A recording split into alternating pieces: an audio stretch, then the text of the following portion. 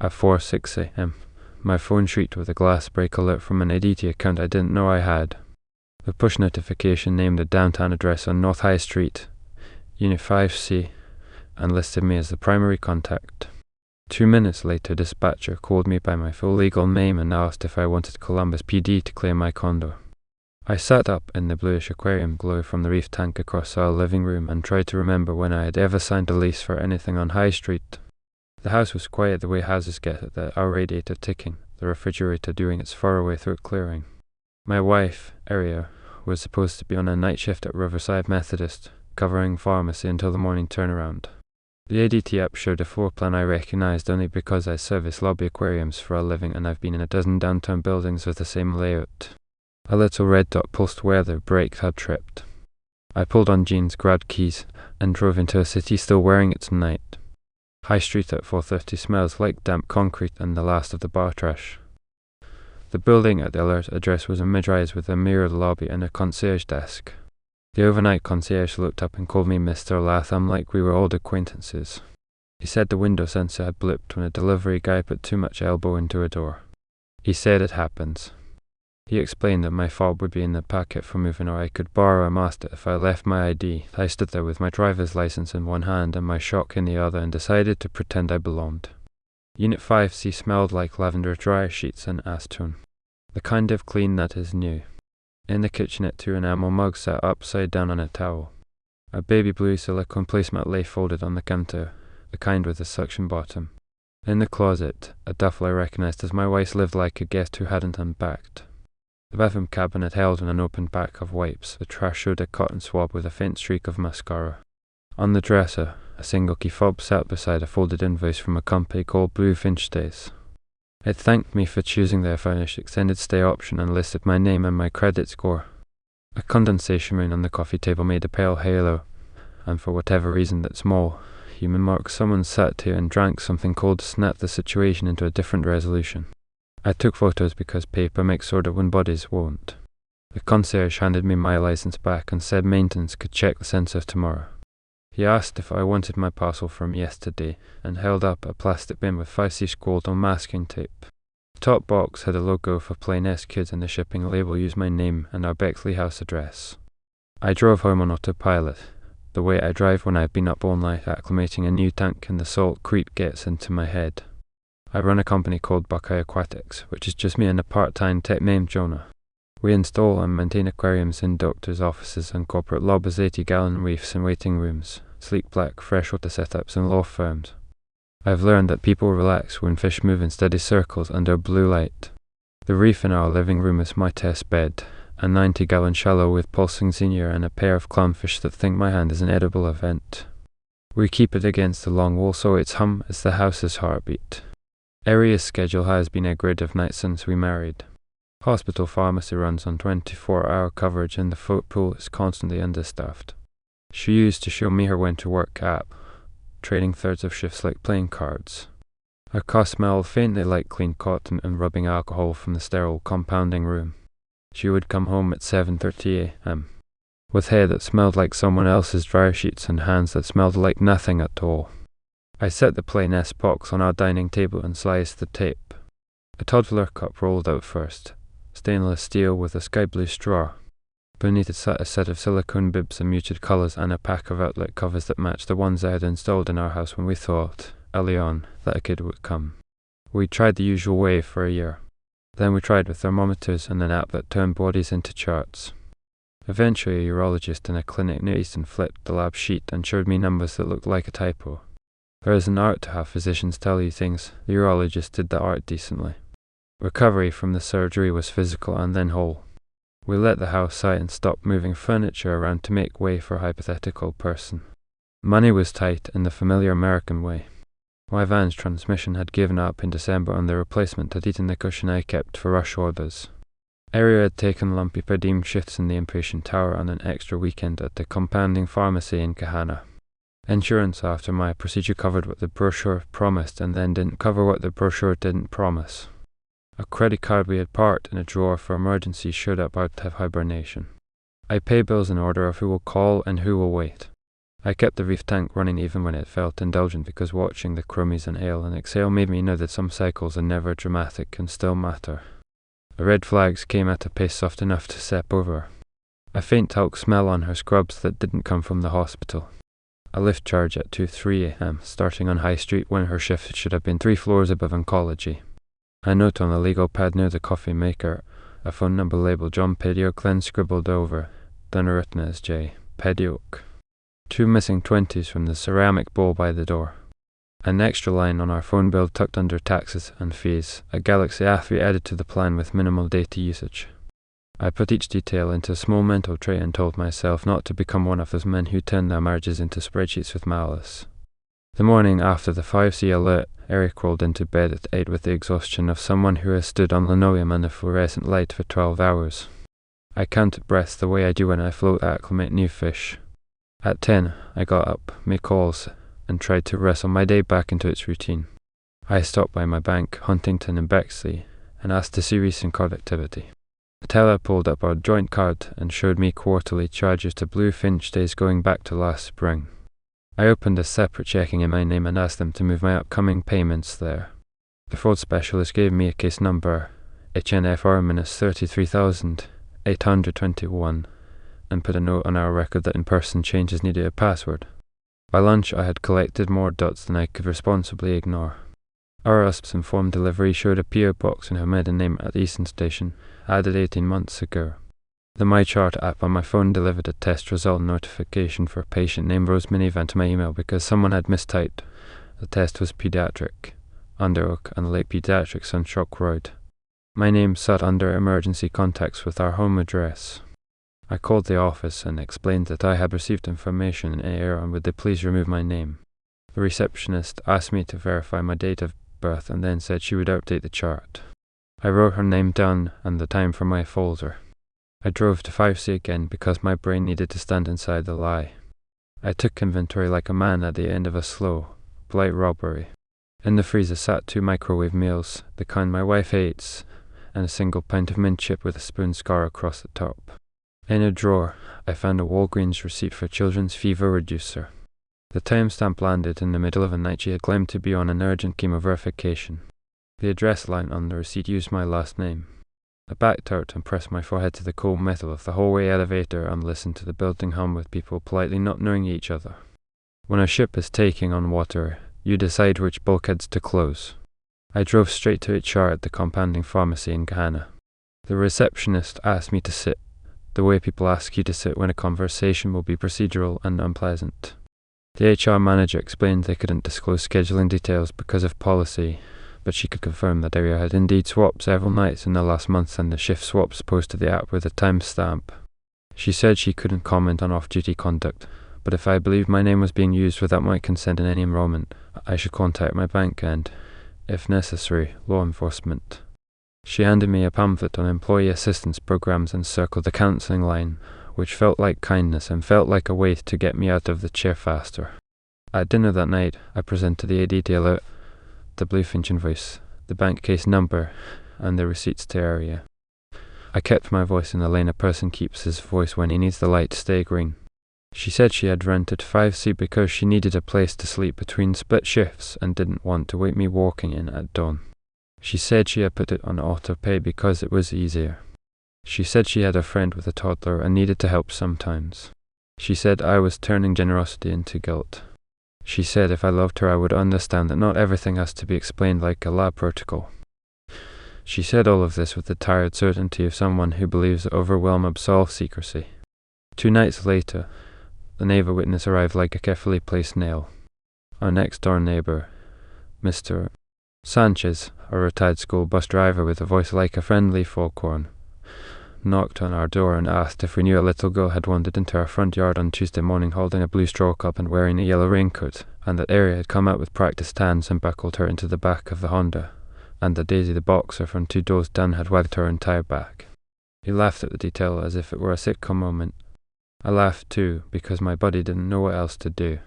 I wrote down blue cup, yellow coat, practice hands Tuesday morning. With one friend's advice ringing in my voicemail, do not wait on hope to write a policy, I called a lawyer. Her office is on Broad Street in a narrow building that used to be a jewelry store and still smells like velvet boxes. I explained Eddie T. 5C, the storage of a person I did not know in our living room, the bank charges, the pediatric emergency contact, the phone line. She suggested letters that placed my boundaries on paper, freezing the joint card, opening a separate account, requiring written consent for any new credit tied to my name, demanding the immediate removal of my name from any medical or educational files for any minor not legally my dependent, and scheduling a DNA test if my wife claimed I was a father. She gave me a case file number, BL-24107, and said we would file a police report if the HELOC attempt my God already feared showed up. She spoke about documented custody concerns and the state's preference for clarity. I wrote a letter and hand-delivered it. Ariel read it in the kitchen, with the reef tank coming behind us. She said I was being punitive. She said she had taken on a kind act in a world that punishes women for sharing burdens, and I was choosing to punish the woman instead of honouring the kindness. She said that the Blue Finch unit was about sleep, nothing more, and that the blue cup belonged to the co-worker's child, and would I really ask a child to suffer because I needed all paperwork to be in lockstep? I said the letter was not about honour, it was about liability. I said I would pay for a DNA test on 2 dates and at 2 labs. I laid the pages out like coasters. The first big reveal fell like a sheet of drywall I should have braced. Huntington called with a fraud alert about a home equity line application. Associated Bank had flagged an e-signature from our joint account requesting a HELOC against our house. The metadata showed an IP address from a coffee shop on High Street. The application used my driver's license scan. The attached signature looked like mine if I were signing standing up on a moving bus. The agent read a case number off his screen ABK, EFR-51,294, and told me no money had moved yet. I went cold in a way my hands recognized from winter water changes when you forget gloves and stick your forearms into 40-degree water. I filed a police report with CPD, got the report number, CPD FR-9102, and scanned every form into my folder. The second reveal came with the kind of friendly tone that makes your skin itch. A manager at Blue Finch called to ask if I wanted to add a second fob for the unit because the housekeeping team had noticed my wife bringing a child occasionally and they wanted to make sure her entry was smooth. I said I did not, and that any second fob would need my signed consent in person. I asked for a summary of charges. He emailed me a ledger that stretched back 18 months. I ran my finger down the amounts and matched them to bank drafts I had thought were for bulk reef salt orders and van gas. I do not know if I will ever forgive myself for not looking sooner.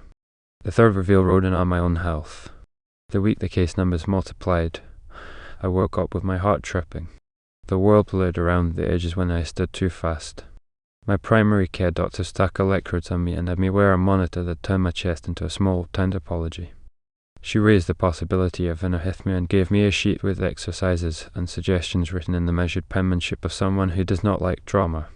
She said to limit stress while knowing it was like telling a man on a ship in rough seas to limit waves. I learned to sleep in breaths like a person on call. The fourth reveal had a different flavour, betrayal with paperwork. The Columbus Metropolitan Library sent a letter confirming the addition of a dependent card for a minor named Meyer L. with my last name, valid for checkouts at the main and north side branches. The address used was our house. The email attached to the account was an alias of mine I hadn't used since college. Someone had taken my minutiae and made it into a scaffold. I went to Maine and asked them to deauthorize any dependent cards tied to me. The librarian did not ask questions. She clicked, frowned, clicked again, and handed me a paper with a stamp that said it was done. I used to think public scenes existed for other people. I prefer fish and orifices and the quiet hum of a building at 9 p.m. But the church potluck had been on the calendar for weeks, and our families attend the same small church in Old Town. The potluck fell on a Sunday where my bones didn't want to stand up. I went anyway, armed with copies. After grace, when disposable plates were full and the room smelled like barbecue and coleslaw, I stood and laid out the EDT alert, the Blue Finch ledger, the HELOC attempt, the neighbour's observation about the blue cup, the paediatric office call, a library letter. I spoke in the same tone I use when I tell a client that keeping a tang in a 40-gallon will be a slow-motion cruelty, and I am not going to take their money to do it. The room made the collective inhale people make when they see a car about to nudge another car in the same lane. Area said I was humiliating her in front of the church over something I was misreading. My mother's eyes pinched, a micro-expression I have known since the day I broke her mixing bowl and told her it had fallen off the counter by itself. Our pastor looked from me to Area the way people look when two people are burning and neither wants water. After that, the social pressure came with casseroles and warnings. A deacon's wife brought a pan of lasagna and a reminder that gossip destroys bodies as surely as disease. A friend sent an article about errors in paternity tests and wrote, "Be careful." Another friend said if Area was sheltering a coworker from an abusive situation, calling CPS would be a betrayal that would echo into a child's life. The pediatric office left a message saying they had removed me as a contact and updated their file. The hospital HR sent an email stating they had no record of Area bringing a child into sterile areas and to please direct non-employment concerns elsewhere. Everyone rearranged deck chairs. I sat on the floor and stared at the reef tank until the royal grandma came out of his cave and glared at me the way fish do when you are neglecting them. I packed a bag and left the house quietly on a Thursday afternoon after setting the reef on a dosing schedule and asking Jonah to cover 2 of my routes. I rented a small 1-bedroom above a nail salon on Parsons Avenue. The hallway smelled like acetone and worm dust. The landlord had eyes that didn't flinch and a way of making keys ring on a hook that felt like normal. I moved my toolbox, a suitcase, and my laptop. I left the framed photos, the good knives, the couch that fit our bodies. I took a folding chair in the habit of staring at walls until a plan came into focus. Area texted that evening asking if I was finally happy now that I had made a private mercy public. She wrote that a child was involved and I was choosing paperwork over humanity. She wrote that her coworker was a person whose partner had monitored everything and who needed someone to list on forms and sleep somewhere safe between shifts. She wrote that 5C was the door she could close when the world was loud. She wrote that I had closed it for her. I read the text and felt 2 equal and opposing things, the stubborn kindness of which she claimed on the hard edges of every case number in my folder. My lawyer filed a motion requesting that Area cease using my name or accounts for any dependent enrollments, that she disclose in writing any instances where my name had been used, and that she respond to the DNA test request within 10 days or have a refusal noted on the record. We included the police report, the bank case numbers, and the blue Finch ledger. We added a paragraph about documented custody concerns and a request that any minors be listed with accurate guardianship before my name appears on anything else. The clerk stamped it, and the stamp thudded like a small gavel. The independent confirmation of the blue cup arrived from a source I didn't expect. A barista at the coffee shop next to Blue Finch messaged my business Instagram. She had bought a wreath for me for her studio. She wrote that she had seen Area with a little girl a few times and the little one loved the pastry case and pointed at the blueberry scones. She said the girl liked to bang on the glass softly and ask where the fishes were and her mom would say the fishes lived at home. She sent this like a person sending a sunset photo to someone who missed it. I thanked her. I went to my list and wrote down barista noted, pastry case, fishes. On day 9 of the DNA request, Area sent a letter through her attorney stating that she would not be participating in testing and that I was not a father and needed to stop inserting myself into a situation that was not mine.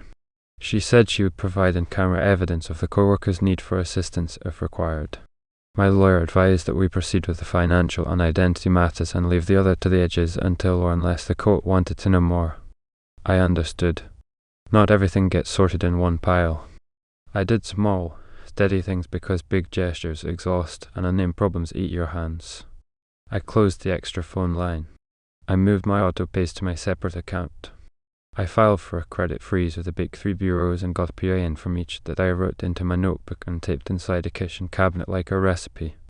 I set alerts on my cards so any charge over $50 pinged my wrist.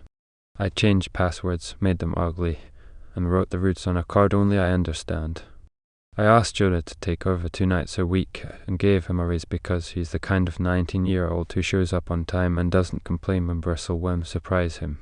One night, I drove to 5C and stood on the opposite side of the street. The living room light was off. The glow from a small tank lit the room in a watery blue. Blue Finch had installed an AI freshwater kit in the corner, a design piece for guests who liked the idea of fish more than the labour. From the sidewalk I could just make out the silver of a school of tetras and the slow swing of the filters out of flow. I stood there until the security guard in the lobby glanced up and then away.